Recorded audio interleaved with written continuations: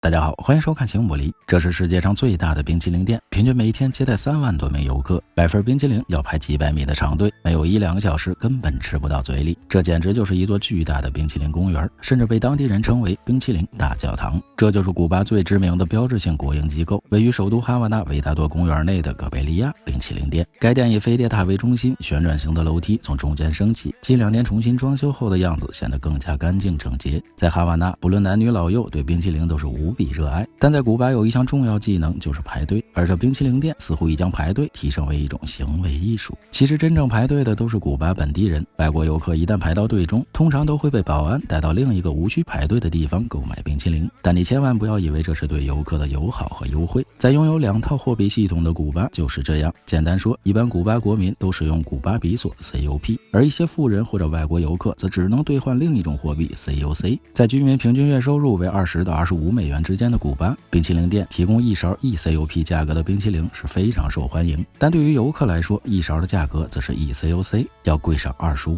倍。所以对于排队的古巴人来说，这也许是一种优越和满足，他们太喜欢冰淇淋，经常全家一起去享受。巨大的冰淇淋店就好像大食堂、大餐厅、大排档，服务员端起冰淇淋就犹如饭店上菜一般壮观。在这里也充满了无限的浪漫，人们会不禁想起1993年的古巴电影《草莓巧克力》。古巴人如此热衷冰淇淋，还要归功于其前领导人卡斯特罗。1960年，他命令从美国运来28种口味的冰淇淋，最初的目标是通过购买荷兰和瑞典最好的机器，生产出比美国大品牌更多的冰淇淋口味。卡斯特罗将世界最大的冰淇淋店计划交予秘书西利亚桑切斯实施。后来，冰淇淋店于1966年开业时推出了26种口味，是为了纪念1953年7月26日古巴革命的开始。有人说，在古巴首都哈瓦那，忘记雪茄、朗姆酒和怀旧复古的敞篷出租车，忘记海明威、卡斯特罗和切格瓦拉。关于真正的古巴生活，只有2件事，那就是排队和冰淇淋。古巴在其革命前曾经非常富裕，在北半球的人均 GDP 排名第5，那时候最著名的也许就是海明威和老人与海了。咱们下期继续。来次旅行展点姿势有什么问题请留言或转发点个赞，最后别忘了下期内容更精彩，我们形影不离。